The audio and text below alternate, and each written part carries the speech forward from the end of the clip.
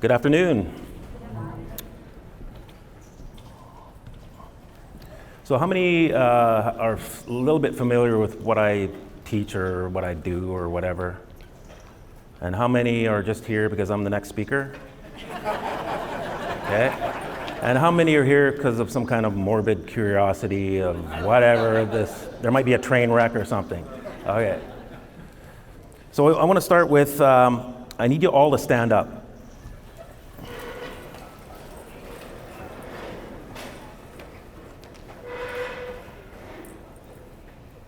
So I need those two guys right over there to stand up.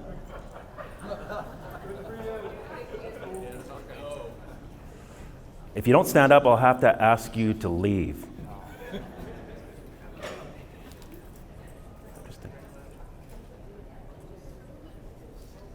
Okay, sit down. The gentleman that's walking out, I'd like you to come back. But I want to demonstrate something, and that gentleman that's walking out is the prime example of somebody who understands who he is.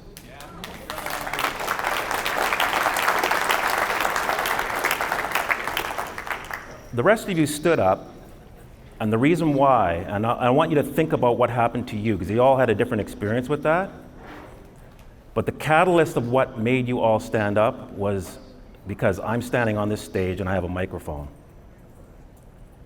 Therefore, there was an illusion of authority.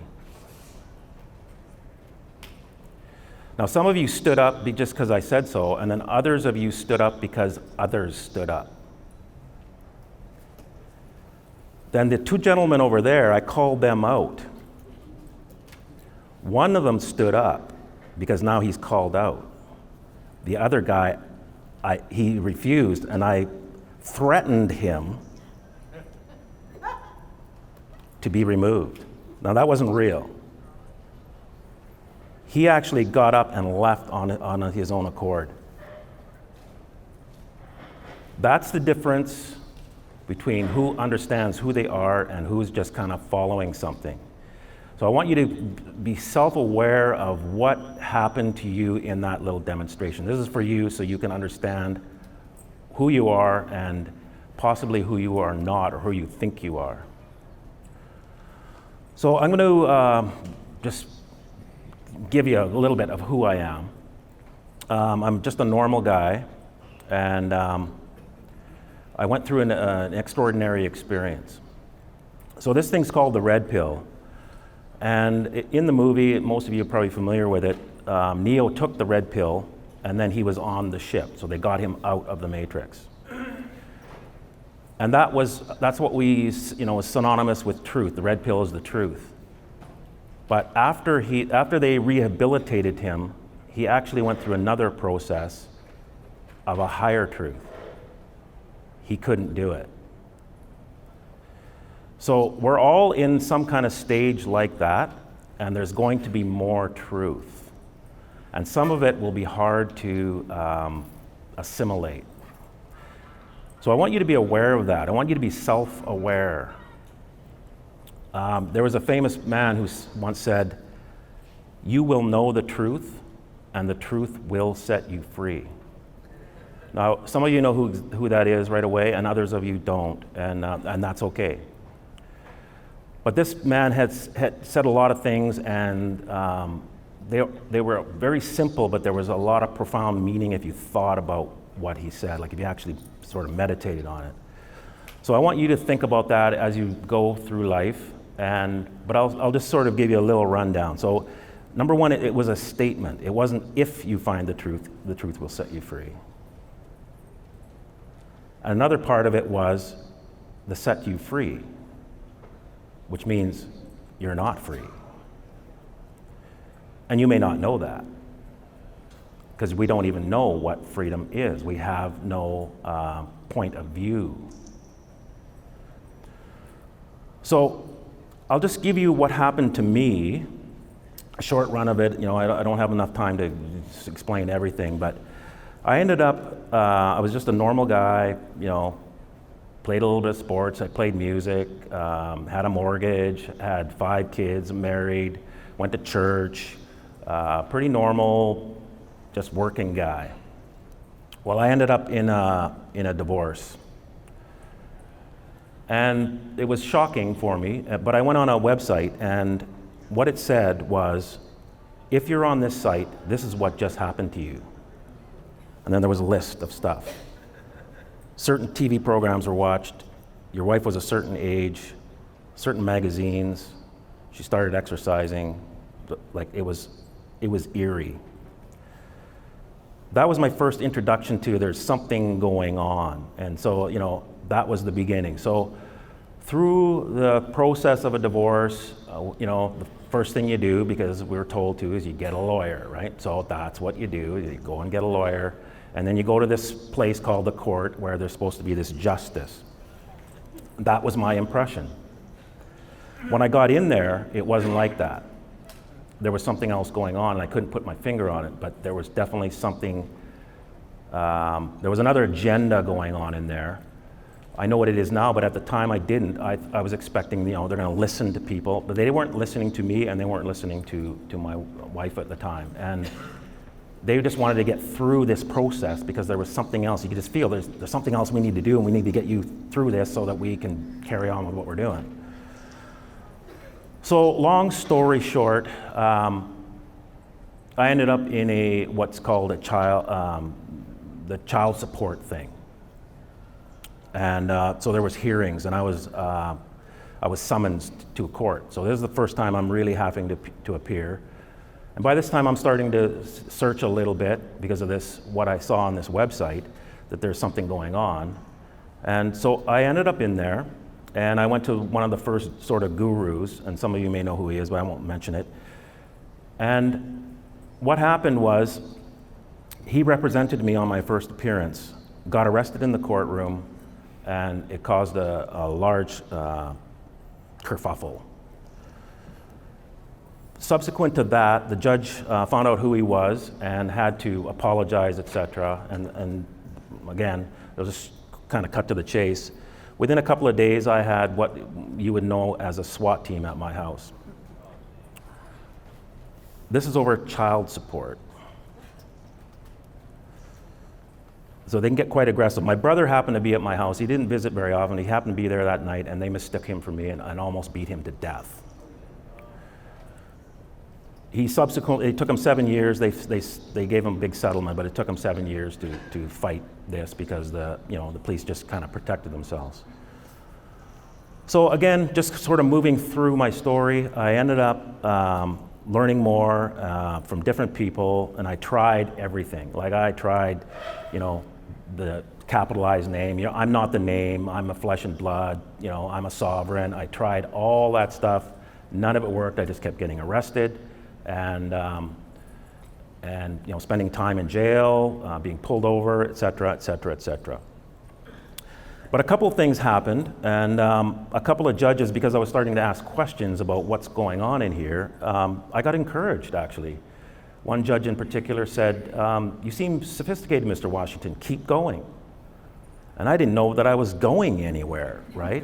But she knew what the questions that I was asking was going to get to the bottom of what's going on.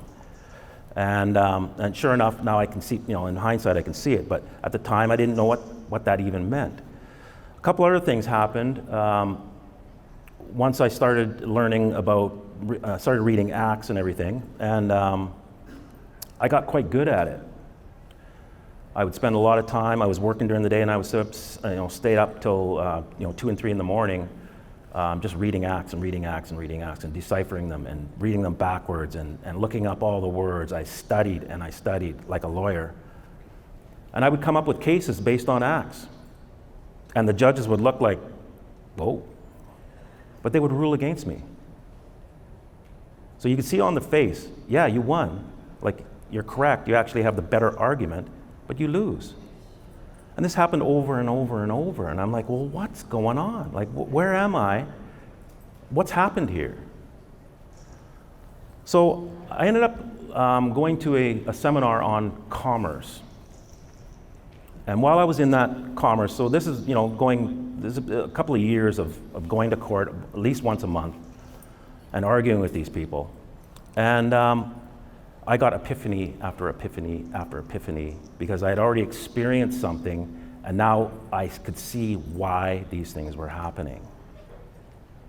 And it came down to that there is another jurisdiction that we didn't understand, that I didn't understand was there, and most of you probably don't know it's there as well.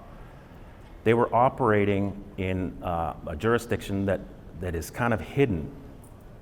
But once you see it, everything made sense to me. So I just started experimenting. So everything that I did was, I went through all the different gurus, I tried all the different things, and this was just the next thing. I didn't know it was the big answer, but it looked like, I'll try this. So my first case after I learned how to use commercial instruments, I put a bond on the case. It was for driving without insurance. By this time, I had read the act and did some things that, according to the act, I was allowed to do. And they didn't honor it, so I just kept driving anyway. So I go to the courthouse, and because of the ritualistic thing of standing up when the judge comes in, we used to wait outside because we got in trouble with the sheriffs for not standing when the judge came in, just like that guy right there. So by this time, the guy in the black suit sitting at the front was just a guy to me. I was starting to lose my fear. And at that point, they called the case inside the courtroom, and then I didn't show up, so then they page outside in the hallway. So as we're going through the door, the judge ran out of the room. So we went, okay, that is working. Because up to this point, nothing was working. So we tried to figure out, why did that work? Like, we want to learn more, because this was just an experiment. Let's try this, see what happens. Judge runs into the room. Okay, we need to find out what's going on with this, right? So my whole experience was like that. It was a lot of trial and error, and then sticking with what worked, do it again, see if you get the same result, then it becomes actual reality. This is happening, whether I fully understand it or not. It becomes the truth. And it becomes the truth no matter what anybody says. Because then the judges tried to catch up, and then they tried to say to me, there's no validity in what you're doing.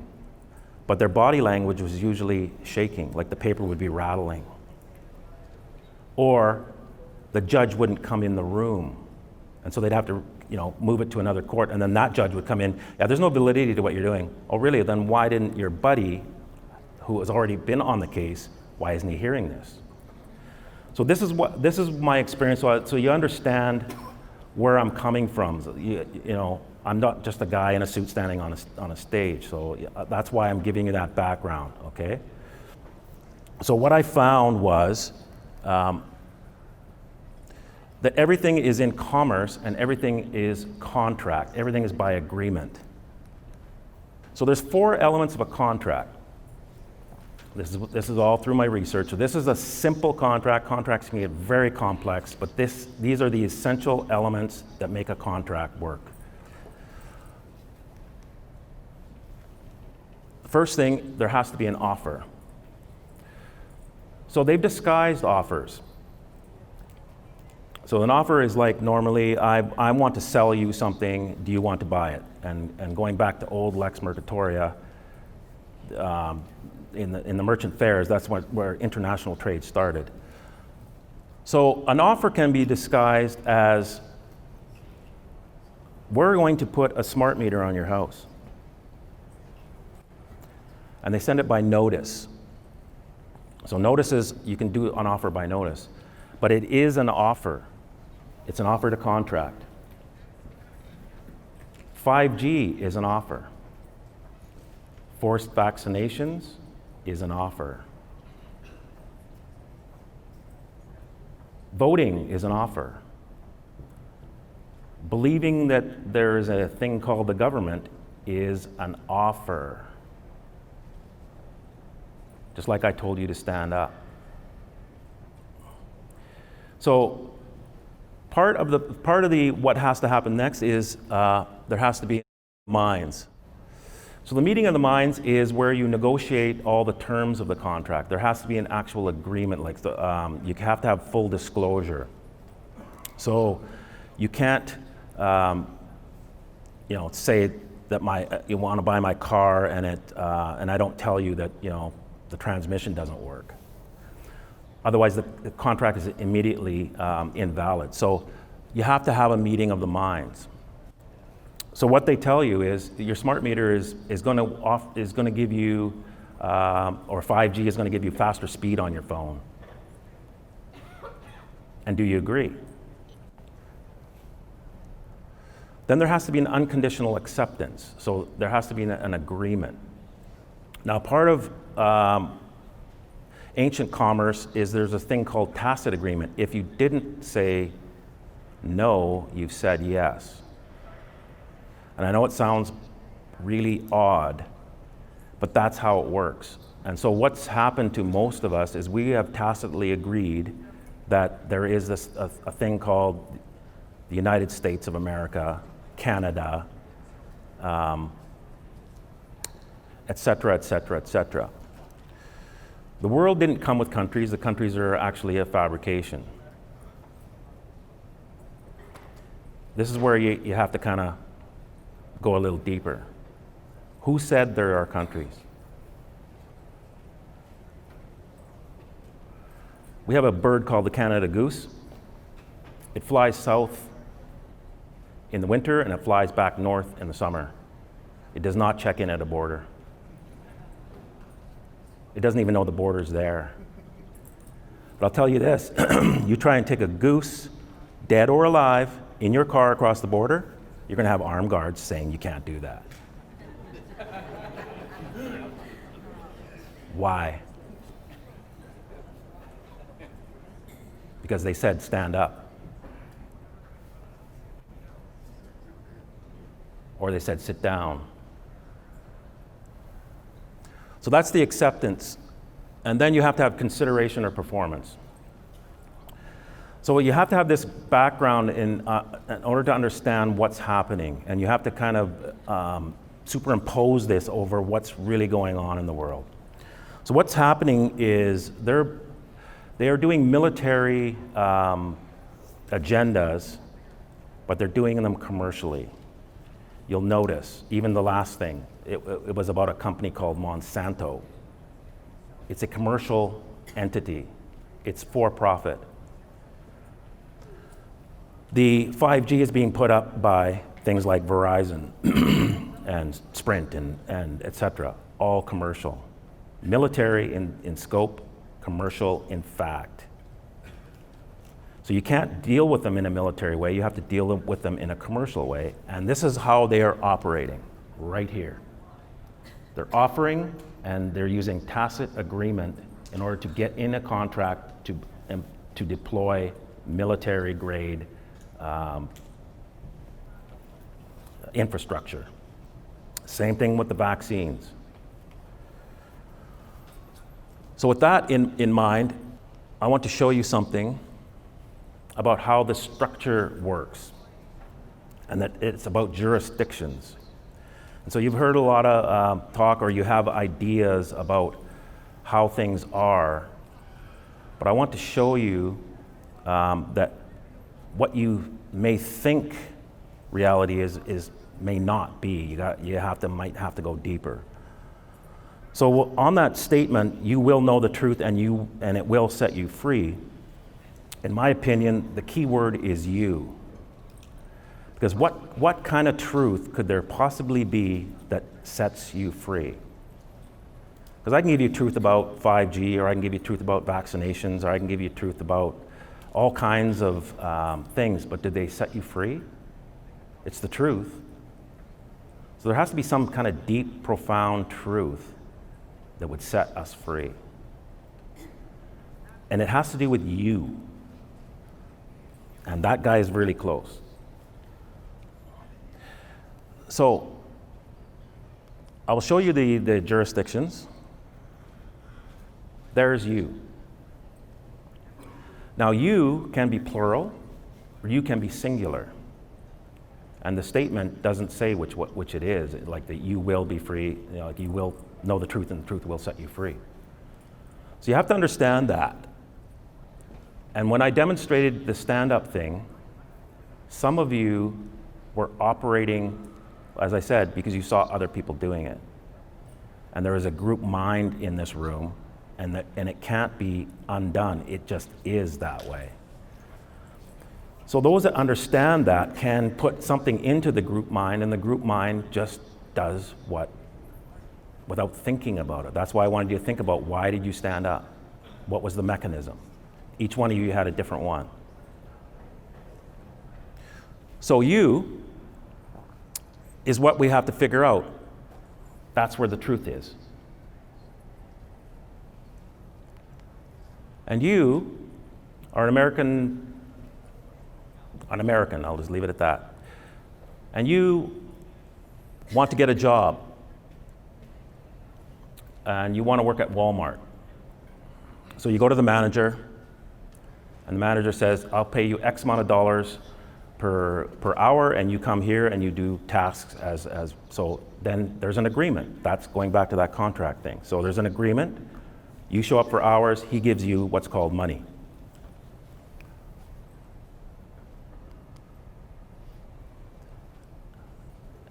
And so you have to listen to the manager until he goes against what's called the Walmart store. So if he tells you to do something that's outside of the policies of the Walmart store, he's out of jurisdiction.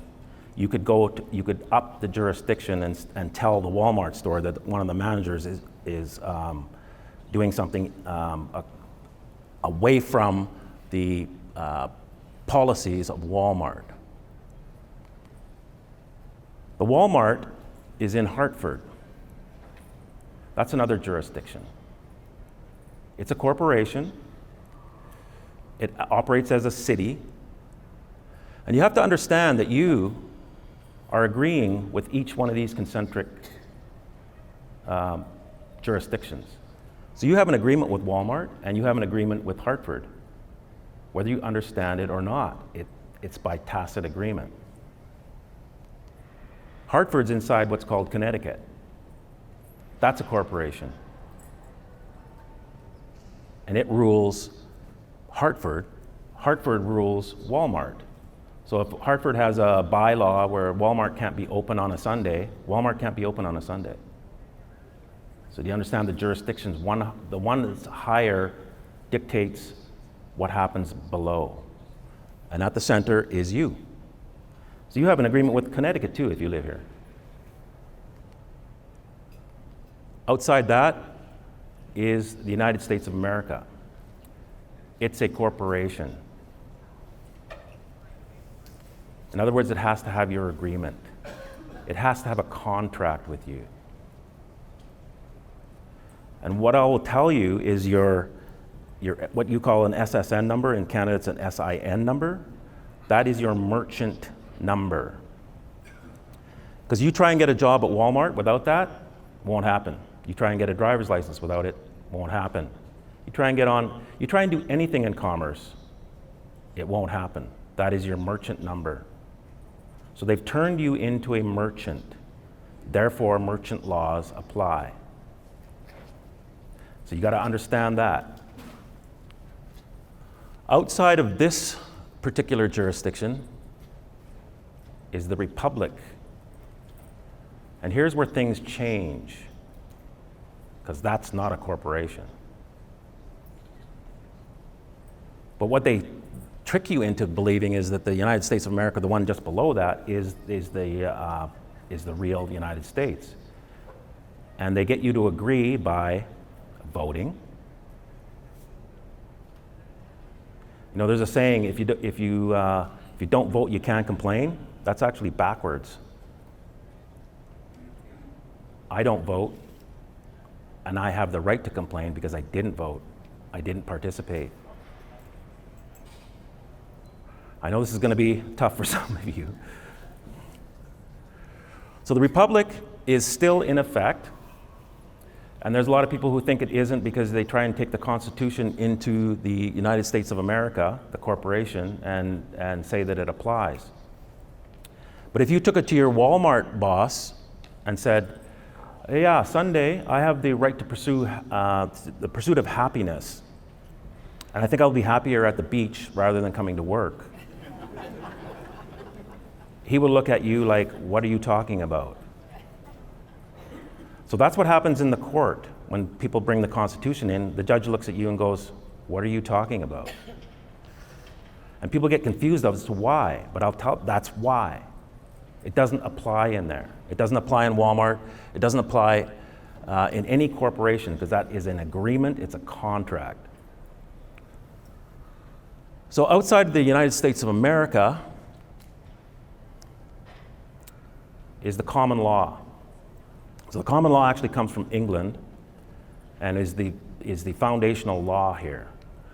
But here's something that most people don't know, particularly lawyers, is that the law merchant, an ancient commercial system, was fused into the common law in the 1700s. And then they just stopped talking about it. But the judges were told to take judicial notice of the law merchant. And most people don't even know that it exists, let alone that it's still in operation. When I found this out, then everything started to make sense. Now I know I was losing because I wasn't playing the proper game by the proper rules. And then once I did start, that's when my life started to change. I went from running to they were running from me. And they tried hard to get me back in the box. They even put me, they locked me up for 60 days without bail, pending a one-day hearing. It took them 60 days to get through a one-day hearing because I kept catching them on all their stuff and using commerce, and they just couldn't get around it. They couldn't get on top of it. Once you're up above in an above jurisdiction, the lower jurisdiction cannot get on top of it. This is a concept you have to understand no matter what you do. I'm not saying you have to do what we're doing, but you have to understand what's really going on here. This is how they are operating, and it's ancient. It goes back to the days of Hammurabi, where they have banking on clay tablets, etc. Like, people just don't know this. This has been going on longer than people know. They think it's fairly modern. It's not. This is very ancient, and there are certain rules and customs. And what I also found was that these rules and customs were very similar to biblical principles. I had a pretty good Bible knowledge, and everything I learned in commerce seemed to mirror something out of the Bible. So one of them was copying the other, and I don't know which is which, it doesn't really matter. The fact is, there are certain procedures and concepts that you have to operate in order for things to work in your favor. If you don't, you lose. That's it. It's just that simple. So with that said, one of the things, like I said, in a contract, you have to have full disclosure. You have to have a meeting of the minds. Now, this is the key to what's happening with 5G and all these dastardly things that are doing, is they're not giving full disclosure. The fact that you are a US citizen, you did not get full disclosure. The fact that you took a driver's license, you were not given full disclosure. Therefore, the contract is null and void ab initio, which means right from the beginning. But you have to exercise that. Otherwise, you're tacitly going along with it, which means tacit agreement. And tacit agreement is a killer, because you don't even know that you're doing it by your behavior. And part of the thing was performance at the end, either consideration, money paying, or performance ratifies a contract. So by your performance, you are in a contract. So the law merchant is something that you need to understand. You need to do a little bit of research on it. There's a lot of information out there that it's a myth, but you have to understand that it is not. There are actual scrolls of this, and you need to operate in that, at least that arena.